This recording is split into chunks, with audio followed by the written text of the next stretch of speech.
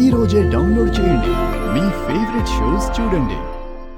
Kaveri phone చేస్తుందేంటి? Hello Kaveri. Hello Lakshmi. ఏంటి కావేరి, ఎలా ఉన్నావు? ఎలా చదువుతున్నావు?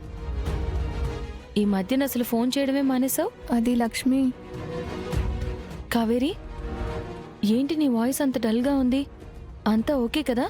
లేదు లక్ష్మి, నేను ఇందాక హాస్టల్కి వెళ్తుంటే చిన్న యాక్సిడెంట్ అయింది. యాక్సిడెంటా? యాక్సిడెంట్ ఏంటమ్మా? ఎలా ఉంది నీకు?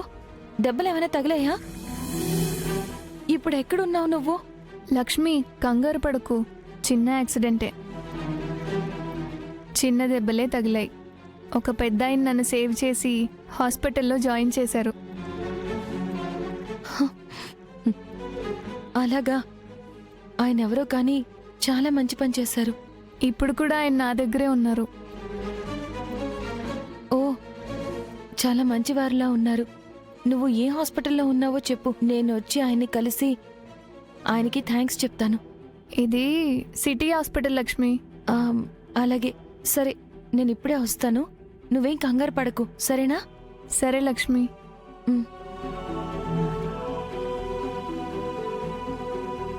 మీరు కూర్చోండి, లక్ష్మి వస్తాంది.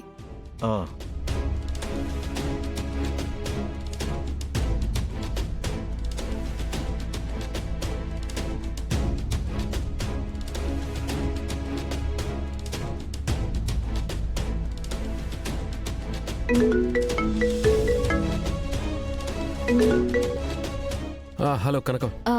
విహారీ గారు, మీకు ఒక విషయం చెప్పాలి. చెప్పు కనకం.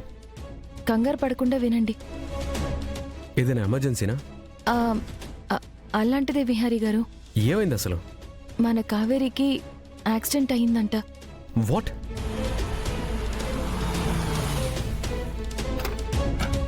కావేరికి యాక్సిడెంట్ అయిందా? అసలు ఎలా అయింది? ఇప్పుడు తనకి ఎలా ఉంది? విహారీ గారు, మీరేం కంగారు పడద్దు. తనకి చిన్న యాక్సిడెంట్ అయ్యింది. ఎవరో తనని హాస్పిటల్లో జాయిన్ చేశారంట.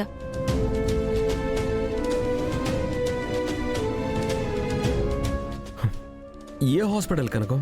City hospital. మీరిప్పుడు ఎక్కడున్నారు? నేను వీ క్రాఫ్ట్స్ ఫ్యాక్టరీకి వెళ్తున్నాను. సరే, నేను ఇప్పుడు వెంటనే హాస్పిటల్కి వచ్చేస్తాను. సరే విహారీ గారు, నేను హాస్పిటల్కే బయలుదేరుతున్నాను. మీరు వచ్చేయండి. అలాగే కనకం, నువ్వు త్వరగా వెళ్ళు. నువ్వు డాక్టర్తో మాట్లాడు. అవసరమైతే అన్ని టెస్టులు కూడా చేయించు. ఈ లోపల నేను వచ్చేస్తాను. అలాగే విహారీ గారు, మీరు జాగ్రత్తగా రండి. సరే, ఏదైనా అవసరం ఉంటే నాకు కాల్ చేయి. ఉంటాను.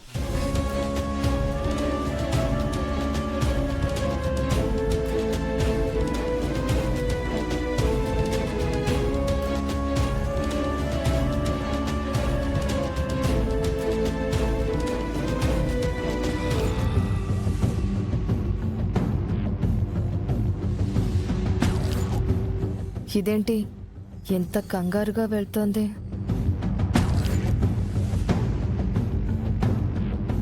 ఎక్కడికే కంగారుగా వెళ్తున్నావు? అంబికమ్మ, ఇప్పుడే వస్తాను, అర్జెంట్ పనుంది.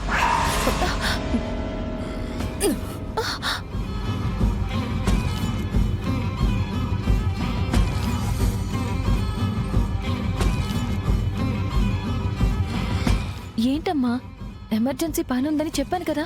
నీకు ఎంత ఎమర్జెన్సీ పనున్నా నేను పిలవగానే ఆగాలని తెలీదా? సరే అమ్మా, ఏంటో చెప్పండి. అసలేంటి నీ కంగారు? ఎవరి కొంపులో మునిగిపోయినట్టు అలా వెళ్ళిపోతున్నావు? అదేనమ్మా, మొన్నటి వరకు మన ఇంట్లో ఉంది కదా కావేరి, తనకి చిన్న యాక్సిడెంట్ అయిందట. అయితే నువ్విప్పుడు ఇలా పరిగెత్తుకుని వెళ్ళి ఏం చేస్తావేంటి? తను మన ఇంట్లో అమ్మాయే కదమ్మా. తను మన ఇంట్లో అమ్మాయి ఏంటి? తనకి మాకు ఉన్న సంబంధం ఏంటి? వాళ్ళమ్మ రుక్మిణమ్మ గారు మీ ఊరామే కదా. అయితే మా ఊరి వాళ్ళైతే మా ఇంటి వాళ్ళు అయిపోతారా?